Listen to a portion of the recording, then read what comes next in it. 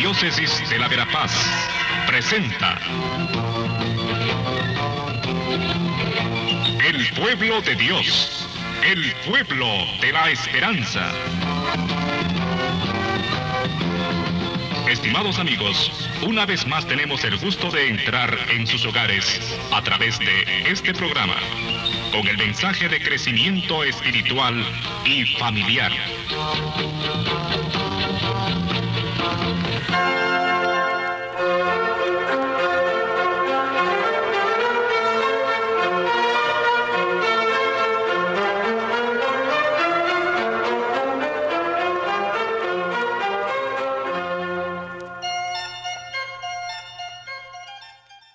Un saludo cordial, amigos, hermanos, hermanas, en este domingo en el que seguimos aún leyendo el Evangelio de San Mateo en la misa dominical.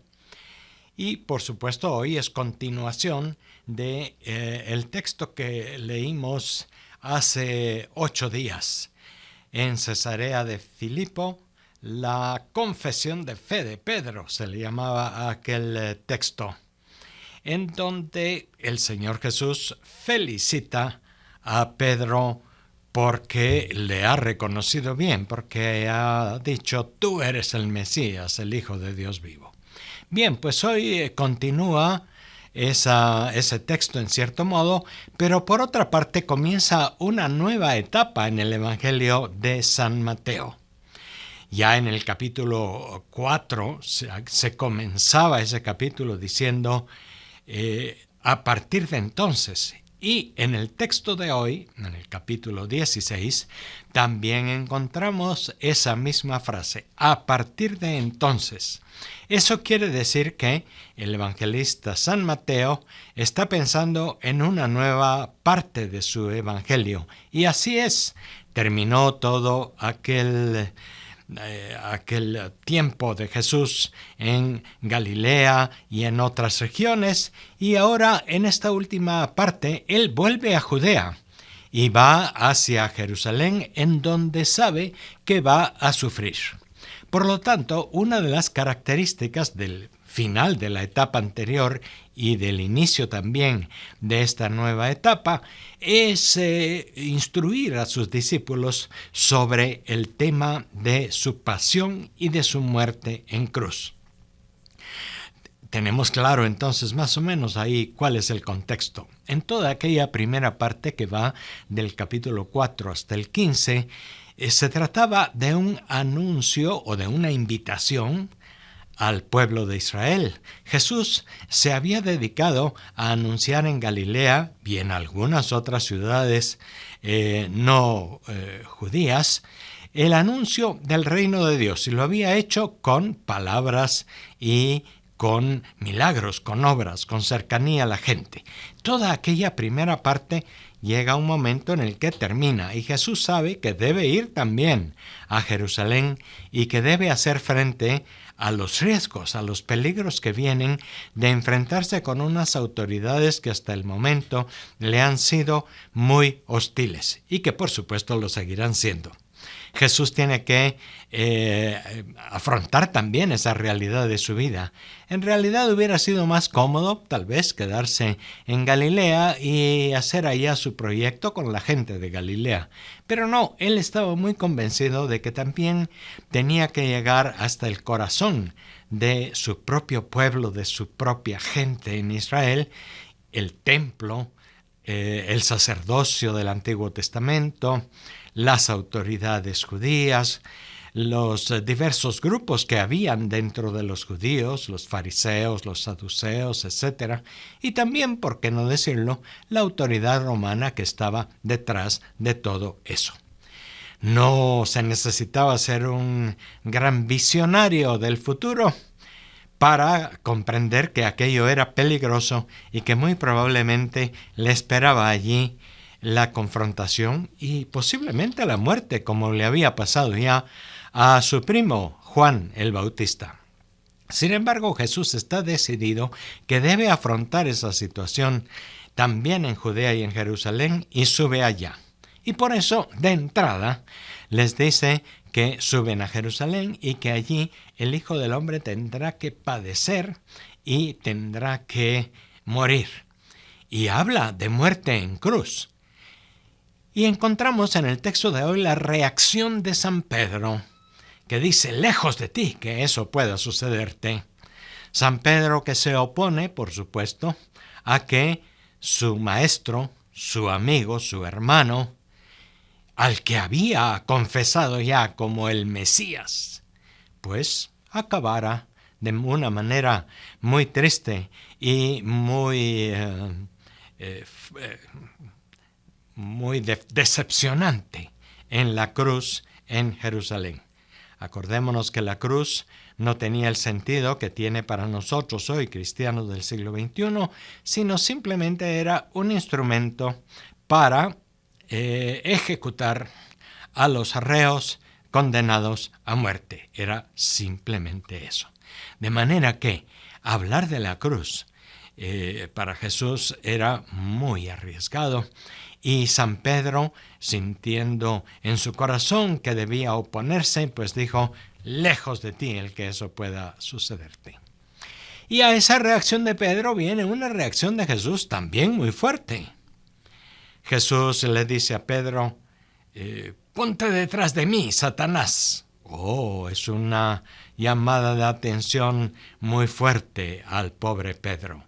Ni siquiera a sus enemigos, por decirle así, a las autoridades de Israel que se habían opuesto a Jesús, él les llama Satanás. No, les llama hipócritas, bueno, pero no llega a llamarles Satanás. Sin embargo, así llama a Pedro. Qué tremendo, es muy duro. Hay unos textos, algunas Biblias que traducen apártate de mí, Satanás, no es en realidad apártate. La palabra más correcta, según la traducción actual de la Biblia, es ponte detrás de mí. Es decir, sígueme, así como te he invitado a seguirme. No pienses ir delante, no quieras tú decirme por dónde debemos ir y a dónde debemos ir y qué tenemos que hacer. Tú, ponte detrás de mí. Y este Pedro, que había sido pues nombrado por Jesús como la piedra fundamental, la piedra para construir su iglesia, en el Evangelio que leímos hace 8 días, sucede hoy se convierte en una piedra de tropiezo. Más bien que está haciendo como un tropiezo para que Jesús caiga. Y Jesús por eso es muy fuerte en su reproche hacia Pedro. Es un texto pues interesante para entender qué es lo que realmente sucedió y qué es lo que Jesús nos quiere enseñar con ese episodio. Pedro y su reacción, pues por una parte eran muy normales. Nadie quiere sufrir, nadie quiere el dolor ni la muerte, ni para sí mismo, ni mucho menos para sus amigos, para las personas que uno quiere, para las personas que está siguiendo. Evitar el dolor y la muerte es como una reacción, podríamos decir, natural, espontánea. Uno huye del dolor, uno quiere dejar de lado las cosas que le duelen, que le hacen daño, y a veces simplemente las reprime, pero en fin, las quiere dejar de lado. Y por supuesto la muerte, ¿quién quiere morir? No, nadie quiere morir, a no ser alguien que pues se haya enfermado y desee morir porque su mente desea acabar con ese sufrimiento. En fin, la reacción de Pedro es muy normal. ¡Ay de ti! Que no te suceda eso, ni el dolor ni la muerte. Sin embargo, Jesús se opone a esa postura de Pedro.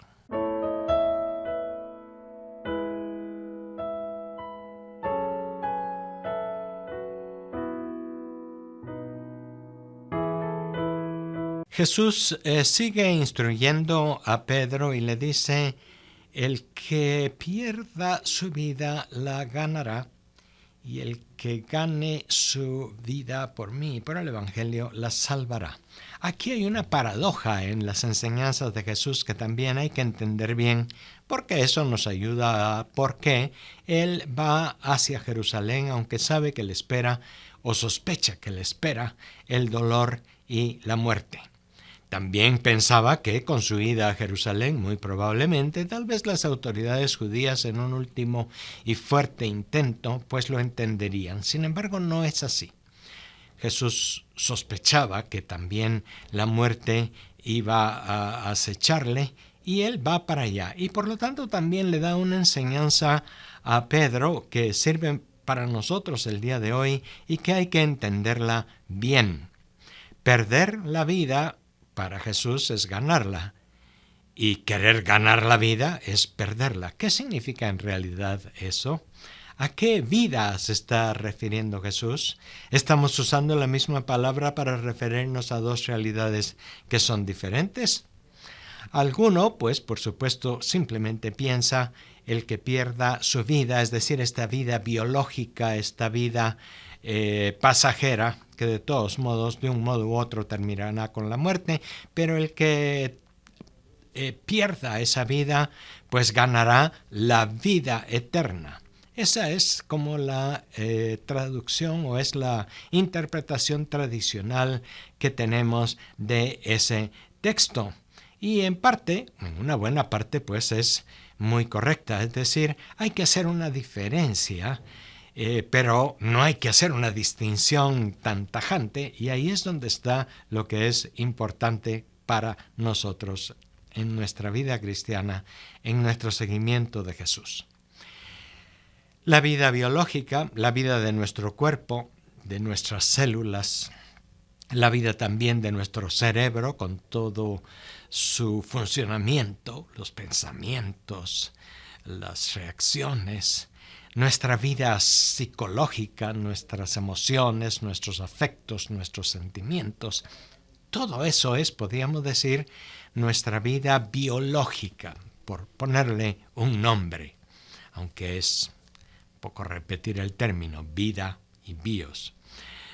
Vida que, sin duda, el día que termina nuestro cuerpo y termina de funcionar nuestros órganos y no tenemos más esa vida biológica, pues termina también el funcionamiento del cerebro y terminan los sentimientos, las emociones, toda esa vida. Pues eso es parte nuestra, pero es parte pasajera de lo nuestro. Y lo más hondo de nosotros es la vida que Dios nos ha dado y que no es nada más la vida biológica.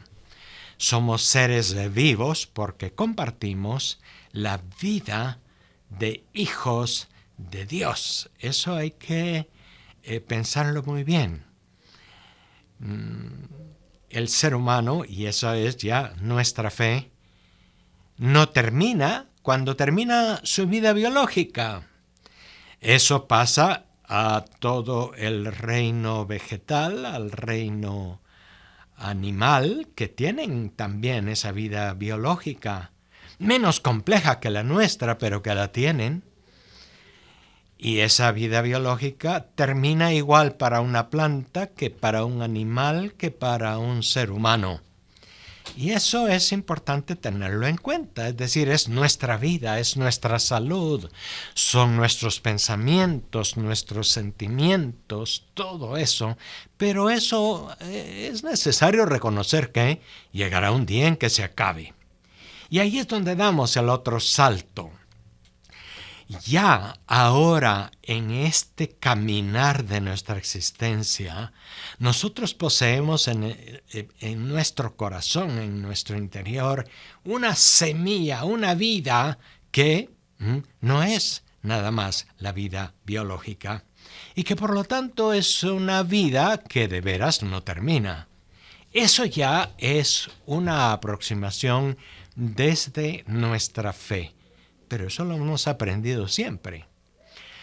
Lo único es que a veces hemos distinguido hay que terminar con esta vida biológica y hay que morir para que después tengamos la vida de hijos de Dios en la plenitud, en el cielo. Antes se hacía mucho, y todavía se hace mucho, esa diferencia entre la vida que vivimos cada día y la vida eterna, o la vida de los bienaventurados en el cielo, como decimos los cristianos, o la otra vida, como de la que hablan otras religiones y tradiciones místicas en el mundo. No se trata de dos cosas diferentes, y eso es importante pensarlo. Están con nosotros ya en cada día de nuestro cotidiano vivir. Cada día, por lo tanto, tenemos esta vida biológica, esta vida de nuestro cuerpo, tenemos signos vitales, nuestro corazón funciona, respiramos, nuestro aparato digestivo funciona para que sigamos alimentándonos y seguir viviendo, nuestros riñones funcionan para recibir el agua y los líquidos y transformarlos en parte de nuestro cuerpo. Eso es la vida cotidiana, la vida de cada día. Y cada día funciona también en conjunto nuestro cerebro. Tenemos ondas cerebrales, tenemos de ahí muchos pensamientos, razonamientos, podemos planificar muchas cosas, tenemos memoria, etc. Y todo eso probablemente con los años va disminuyendo la salud, la energía, va disminuyendo la memoria, las capacidades, hasta que un día llega la muerte. Eso lo tenemos cada día y es importante pensar que hay que cuidarlo y que vale, es un don de Dios, pero que no lo es todo. Cuando alguien piensa que la vida es nada más esto, pues ¿a qué se va a dedicar? Se va a dedicar simplemente a cuidar el cuerpo, a buscar una alimentación perfecta, pensará siempre egoístamente en no tener ningún dolor ni ningún sufrimiento, pensará egoístamente en preservar su vida por encima de todos los peligros, incluso pasando sobre los demás, incluso destruyendo a otros peligros, aunque sean otras vidas. El que piensa solo en esta vida vive encerrado, vive sin más horizonte que su propio egoísmo. Entonces podemos pensar que Jesús nos está enseñando ahí algo muy importante. Hay que morir para vivir. Ok, hay que pensar en morir, en saber morir cada día. Morir al ego, morir al egoísmo, morir a pues todos los placeres exagerados que se buscan. A veces hay unas sociedades ya muy llenas de bienestar que buscan pues nada más que el bienestar físico, material. Cuando uno vive para ese bienestar físico, material y se olvida de otras dimensiones, pues ha perdido la vida verdadera. Ha ganado esta vida, pero que termina con la muerte y no ha cultivado la otra vida que no termina.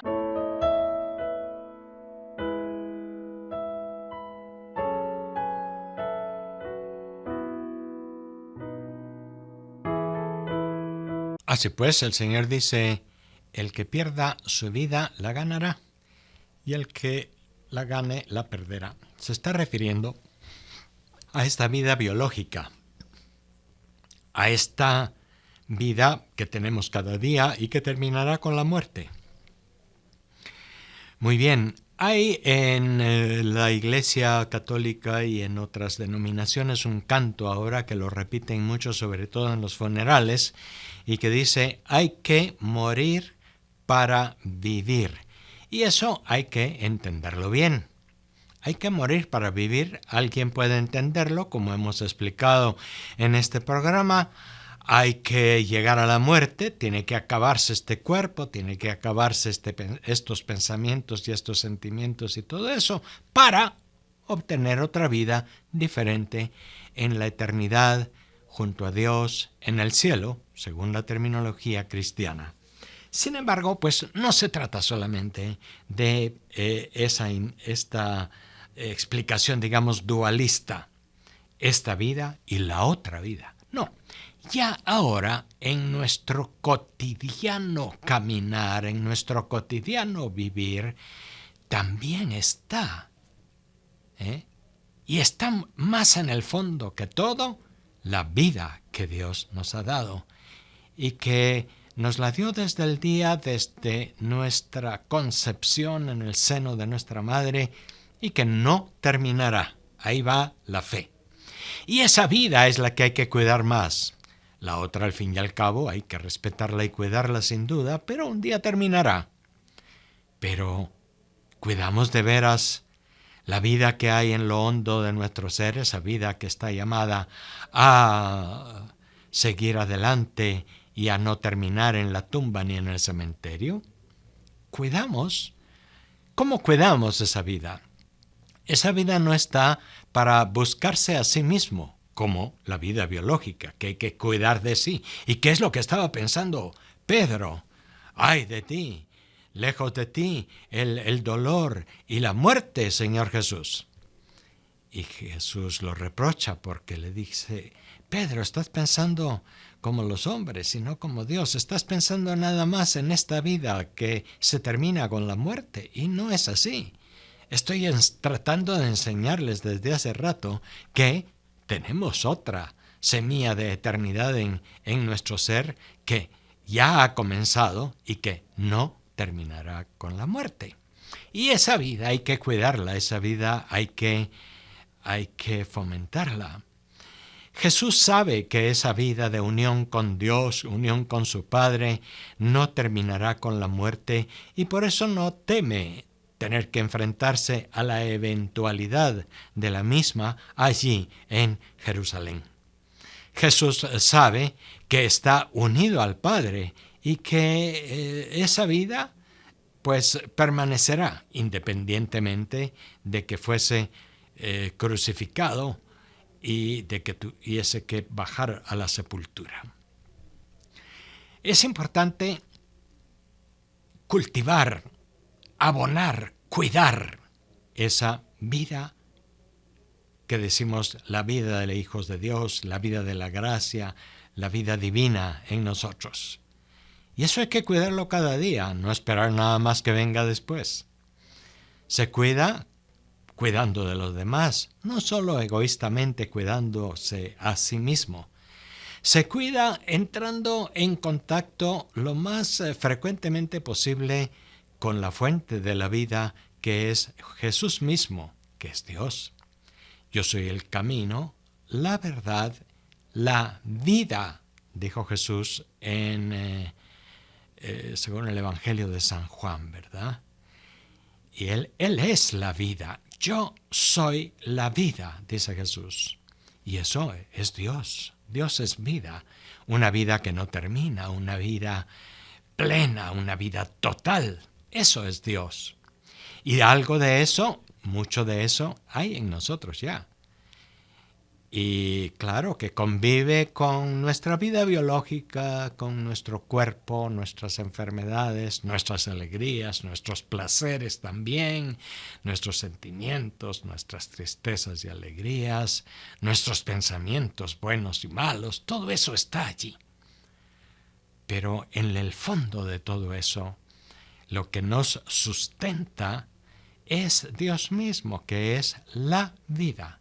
Es Cristo mismo que ha dicho: yo soy la vida. No sabemos si Pedro y los primeros discípulos entendieron bien aquello en ese momento. Lo más probable es que no entendieron bien a Jesús en ese mismo momento.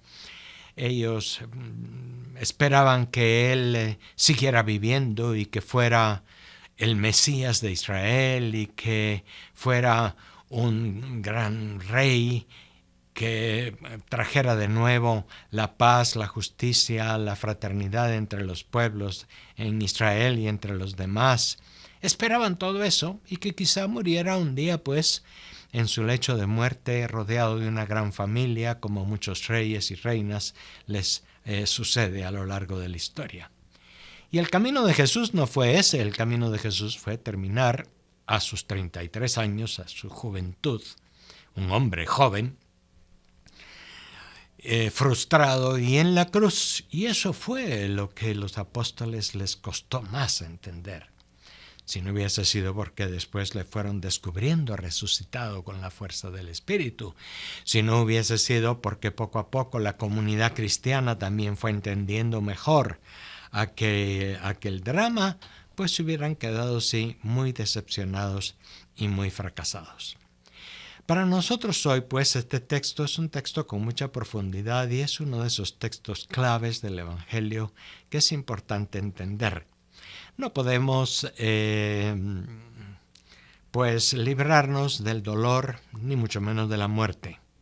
De una cosa estaremos seguros, moriremos. De otra cosa, tal vez no estamos seguros. De eso sí.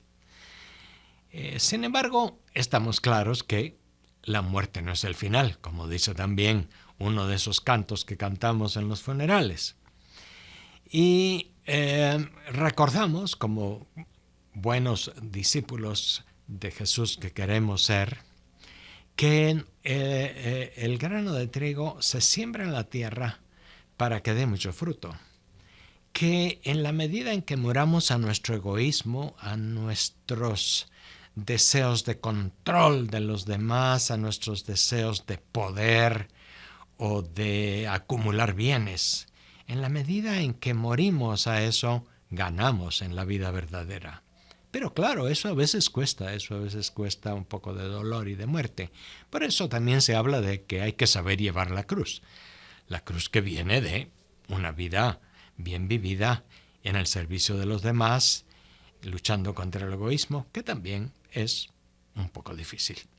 Que el Señor nos acompañe, Él va adelante en el camino, sigámosle, pongámonos detrás de Él, no pretendamos decirle a dónde va. Hasta la próxima, feliz día.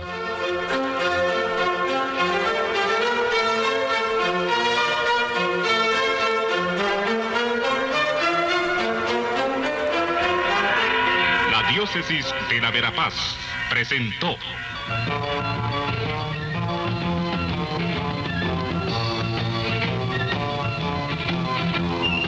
El pueblo de Dios, el pueblo de la esperanza. Agradecidos por su atención al mensaje de crecimiento espiritual y familiar. Hasta otra oportunidad.